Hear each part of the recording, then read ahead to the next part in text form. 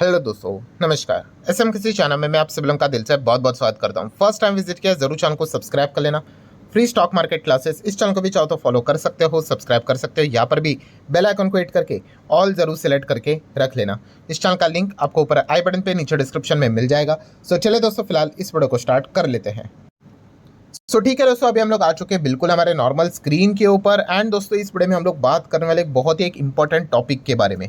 सबसे पहले डिस्क्लेमर मेरे साइड से क्लियर कट रहेगा कि ये जो टॉपिक है, ठीक है, ये कोई मेरे साइड से यहाँ पे मैं बात नहीं कह रहा हूँ। ठीक है, एक रिपोर्ट हम लोग को पब्लिश होते हुए देखने को यहाँ पे मिली है। वैसे देखा गया इस प्रकार की रिपोर्ट इसके पहले भी हम लोग को पब्लिश होते हुए देखने को यहाँ पे मिल चुकी है, बट टाइम टू टाइम इसमें हम लोग को चेंजेस भी देखने को यहाँ पे मिल जाते हैं। सो रिसेंटली हम लोग को क्या देखने को मिला था, Q2 देखने को मिल गया था। एंड Q2 में भी बहुत सारी चीज़ें बदल जाती है, शेयर होल्डिंग पैटर्न बदल जाता है। सो इसको लेकर वापस इसमें कुछ हम लोग को चीज़ें प्लस माइनस होते हुए देखने को यहाँ पे मिल चुकी है। सो ये रिपोर्ट किसकी है दोस्तों, तो कोटक की रिपोर्ट हम लोग को देखने को यहाँ पे मिल रही है। कोटक इक्विटीज़ की अगर हम लोग बात करें तो उन्होंने ये रिपोर्ट सामने निकाली है। देखो, इसके पहले भी उन्होंने रिपोर्ट निकाल के रखी हुई थी एंड इसी से रिलेटेड कुछ पॉइंट्स वो ऐड करते हुए देखने को यहाँ पे मिल रहे हैं। सो कोटक ने क्या किया है, अलर्ट जारी किया है।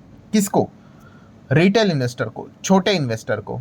ठीक है, क्यों, ऐसा क्यों, इसके पीछे का रीज़न क्या है, तो उसी को ही हम लोग को डिटेल में यहाँ पे जानना है। तो आप देख सकते हो उन्होंने बहुत सारे शेयर्स के यहाँ पे नाम लिए। ठीक है, वो पूरी लिस्ट में आपके सामने रखूंगा, बट उन्होंने वार्न क्या किसको किया है, रिटेल इन्वेस्टर को। तो ये पॉइंट आपको पता होना चाहिए। कुछ कुछ स्टॉक्स तो उन्होंने ये तक कहा है कि आने वाले समय में 50% से ज़्यादा भी उड़ सकते हैं। ठीक है, सो ऐसा वो क्यों बोल रहे हैं, इसके पीछे का रीज़न क्या है, सारी चीज़ों को अच्छे से यहाँ पे ज़रूर जानेंगे। तो देखिए, बहुत सारे स्टॉक्स के नाम तो उन्होंने लिए हैं, बट उन्होंने एक शब्द का इस्तेमाल किया है कि ये जो स्टॉक्स है ना, ये नैरेटिव स्टॉक्स हो चुके हैं। ठीक है, आप देख सकते हैं, देखो यहाँ पे इस्तेमाल किया है। देन उसके बाद और बहुत सारे शेयर्स के नाम लिखे हुए हैं। ठीक है, मैं लिस्ट अगेन कह रहा हूँ, आपके सामने रखूंगा, बट मेन पॉइंट को समझो कि उन्होंने बोला है कि ये नैरेटिव स्टॉक्स है करके। अभी आप बोलेंगे कि ये नैरेटिव स्टॉक्स, इसका अर्थ क्या होता है। देखिए, नैरेटिव का अर्थ क्या होता है, कहानी। ठीक है, कहानी हम लोगों को देखने को मिल जाती है, सुनने को मिल जाती है, उसको नैरेटिव बोला जाता है। और स्टॉक्स मतलब शेयर्स। सो उनका कहने का मकसद ये है, मतलब ये है कि बहुत सारे ऐसे शेयर्स है मार्केट में, उसमें हम लोग को रिटेल इन्वेस्टर की ज़बरदस्त बाइंग देखने को मिल रही है। किस लिए, क्योंकि उसकी चर्चा बहुत हो रही है। ठीक है, उनकी कहानी बहुत बन रही है। ठीक है, रिटेल इन्वेस्टर यूजुअली अगर देखा गया इतना ज़्यादा पढ़ता है नहीं, जो कि बहुत ही गलत है। खास करके बिगिनर रिटेल इन्वेस्टर बोलना चाहिए, बिल्कुल इन चीज़ों को वो इग्नोर करता है स्टडी के हिसाब से। जैसे कि मैंने आपको कहा, काफ़ी लोगों को उनके कंपनीज़ में जो उन्होंने निवेश किया है, ठीक है, अगर कोई ये सोचना चाहता है कि क्या मुझे उस कंपनी के बारे में पता है कि नहीं, आपने कैसे निवेश किया है कि नहीं, बिजनेस देखकर निवेश किया है कि नहीं, आप खुद को एक ही सवाल पूछो, क्या आपको अपने कंपनी के मैनेजमेंट के बारे में पता है।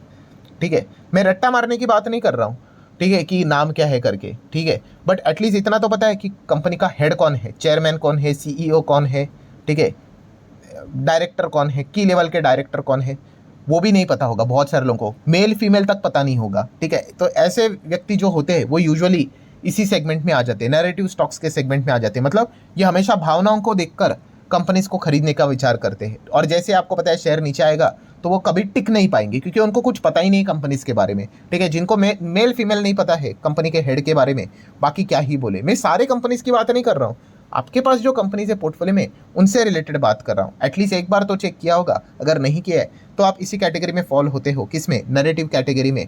तो उसी से रिलेटेड कोटक ने रिपोर्ट निकाली है कि ये नैरेटिव स्टॉक्स है।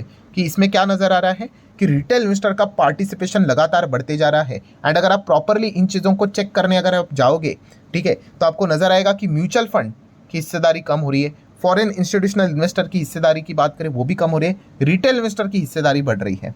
तो ये चीज़ें देखने को मिले। हालांकि उन्होंने, देखो, नैरेटिव स्टॉक्स का अर्थ ये नहीं होता है कि ये स्टॉक घटिया है करके, नहीं नहीं नहीं। उनका कहने का मकसद ये है कि इनका जो वैल्यूएशन है, ठीक है, प्रॉब्लम किस चीज़ को लेकर है, वैल्यूएशन।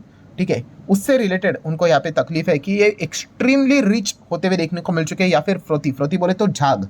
ठीक है, ये देखने को मिल रहा है। मतलब अगर कोई चीज़, मान लो अगर 1000 रुपये की अगर हम लोग को देखने को मिल जाती है, ठीक है, अगर मैं जैसे अगर आपको एक ऐसे एग्जांपल देता हूँ, पानी पूरी, चलो 20 रुपये की पानी पूरी की प्लेट है, आप बोलेगे ठीक है भाई, चलो 30 रुपया, आप बोलेगे चलो ठीक है, होता है कभी 20, कभी 30, कभी 40। बट अगर हम बोल दे 500 रुपये की, ठीक है, तो आप बोलोगे क्या बोल रहे हो भाई। बस वही चीज़ वो कहने की कोशिश कर रहे हैं कि कंपनियां खराब नहीं है, बट जिस वैल्यूएशन, जिस भाव के ऊपर ये कंपनियां भाग रही है, ठीक है, वो उनको झाग लग रहा है, किसको, कोटक को। ठीक है, इसलिए वो यहाँ पे वार्न करने की कोशिश कर रहे हैं रिटेल इन्वेस्टर को, क्योंकि अगर मैं आपके सामने वो लिस्ट रख दूं तो उसमें आप एक चीज़ देख सकते हो। उन्होंने यहाँ पे बोला है, देखो क्या, कि retail investor are the largest non promoter group in companies में, नरेटिव स्टॉक्स में। मतलब क्या है कि सबसे ज्यादा स्टेक्स तो किसका होता है भाई, यूजुअली प्रमोटर का होता है। एंड उसके बाद सेकंड नंबर पे इंस्टीट्यूशंस भी नहीं है, रिटेल इन्वेस्टर नजर आ रहे हैं। इतने बड़े मात्रा में उन कंपनीज में वो निवेश यहाँ पे कर रहे हैं। और क्यों कर रहे हैं, जैसे कि उनका हिसाब से उनका ये मानना है कि वो फंडामेंटल्स को, चीज़ों को बिल्कुल नहीं देख रहे, बस भाग रहे, इसलिए निवेश करने का विचार यहाँ पे कर रहे हैं, जो कि उनको लॉन्ग टर्म में काफ़ी मुश्किल देगा। ये कोटक ने यहाँ पे बताया, आप देख सकते हैं, देखिए FPI, mutual fund, retail. And उसी के साथ साथ उन्होंने ये भी बताया मार्च सितंबर जो ये डेटा है वो उन्होंने पेश किया है। एंड जो लाल इसमें उन्होंने पेश किया है, देखो ये वाला, ठीक है, ये नया अपडेट है। नया अपडेट मतलब वो बता रहे हैं कि देखो पहले 3% था, मतलब ये अलग अलग कंपनीज के नाम उन्होंने देखे रखे हुए। सारे कंपनीज में आप देख सकते हो क्या नजर आ रहा है कि एफपीएस म्यूचुअल फंड, इनका स्टेक देखिए 3 से 2.9 हो गया, 7.9 से 4.6 हो गया, ठीक है, यहाँ पे 17.6 से 17.3 हो गया, 18.1 से 15.8 हो गया।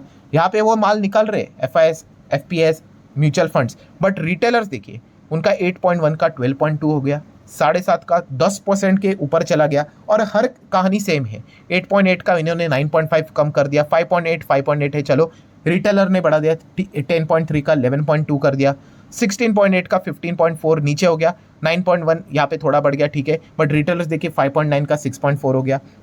तो मैक्सिमम केस में यही देखने को मिल रहा है कि स्टेक हम लोगों को यहाँ पे घटते हुए देखने को मिल रहा है इंस्टीट्यूशंस एंड म्यूचुअल फंड के द्वारा यूजुअली। एंड रिटेलर्स बहुत ज़बरदस्त लेवल पे माल खरीद रहे हैं। ऐसे बहुत सारे स्टॉक्स हम लोग को देखने को यहाँ पे मिल रहे हैं। जैसे कि चलो एक और एग्जांपल आपके सामने यहाँ पे रखना चाहूँगा, कोई भी एक रैंडम एग्जांपल देख लेते हैं। ये देखो 12.4 था, अभी 11.9 कम हो गया, 6.8 5.1 हो गया, रिटेलर 5.4 से 7.1, मतलब ये बढ़ रहा है, ठीक है।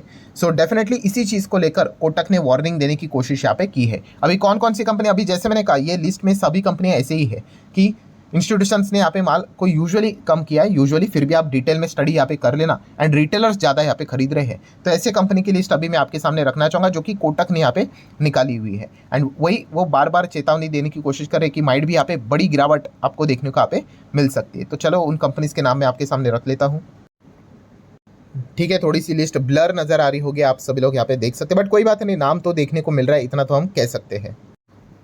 और ये जो लिस्ट है दोस्तों, उसमें हम लोगों को ज़्यादा से ज़्यादा सरकारी कंपनियां देखने को मिल रही है, ये आप देख सकते हो। मतलब प्राइवेट भी है नो डाउट, अभी लिस्ट हम देखेंगे, बट अगर आप चेक करोगे तो परसेंटेज वाइज जाओगे तो 95% सरकारी कंपनियां हैं, 5% आपको प्राइवेट देखने को मिल जाएगी। जैसे कि आप देख सकते हो भारत डायनामिक मतलब मिसाइल वाली कंपनी, बीडीएल का नाम उन्होंने लिखा हुआ है। अगेन कह रहा हूँ, ये कंपनी से रिलेटेड उन्होंने ये नहीं कहा है कि कंपनी घटिया है करके, नहीं, बट उन्होंने बोला है कि हाँ 100 की चीज़ 230 पे देखने को यहाँ पे मिल रही है, ठीक है, मतलब ओवर वैल्यूएशन देखने को मिल रहा है। देन BEL, देन भेल BHEL, then BPCL, then CG power. मतलब आप देख सकते हैं पहले 5 कंपनीज हम लोगों ने पढ़े, उसमें से 1 2 3 4 कंपनीज सरकारी निकले।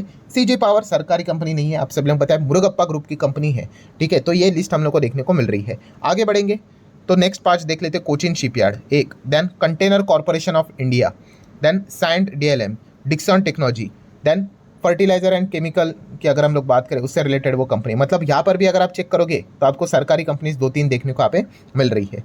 आगे बढ़ेंगे दोस्तों तो आप लिस्ट को देख सकते हो। गेल की बात कर ले, GRSC garden rich ship builders की बात कर ले, GMR airport, Hindustan aeronauticals, Hindustan copper, ठीक है। तो अगेन सेम चीज़ कि इस 5 के भी बेंच को अगर आप देखोगे तो ज़्यादा आपको सरकारी कंपनीज देखने को यहाँ पे मिल रही है। नेक्स्ट अगर हम लोग यहाँ पे बात करेंगे, नेक्स्ट 5 कंपनियाँ HPCL, IOC, IREDA, IRFC, ITA, पाँचों के पाँचों सरकारी कंपनीज हम लोग को देखने को मिल रहे हैं, ठीक है। मतलब अब देख सकते हो जो पॉइंट्स उन्होंने बोले हैं कि सरकारी कंपनीज में ही हम लोग को वो ज़्यादा फ्रोथ नज़र आ रहा है, मतलब ज़्यादा रिटेलर्स का पार्टिसिपेशन देखने को मिल रहा है, ये पॉइंट उनका यहाँ पे कहना है। नेक्स्ट 5 की बात करें, JSW energy, JSW infrastructure, then KIDCL की अगर हम लोग बात करें, देन MDL की बात करें, माझगांव डॉक शिप बिल्डर की बात करें, NBCC की बात कर ले, तो यहाँ पर भी अगर आप देखोगे तो इस 5 में भी 1-2 कंपनी सरकार की हम लोग को देखने को मिल चुकी है। देन आगे बढ़ेंगे दोस्तों तो NBCC, NHPC, then LHC India की बात करें, NTPC की बात करें, ऑयल इंडिया की बात करें, पेट्रोनेट LNG की बात कर ले, सारे मैक्सिमम हम लोग को सरकारी ही कंपनियां देखने को मिल रही है। एंड बचे आखिरी की 3 कंपनियां, सो एक है RVNL, then SJVN and Tata power. तो इसमें भी अगर आप देखोगे 2 सरकारी है, एक ही सिर्फ प्राइवेट कंपनी देखने को मिल रही है।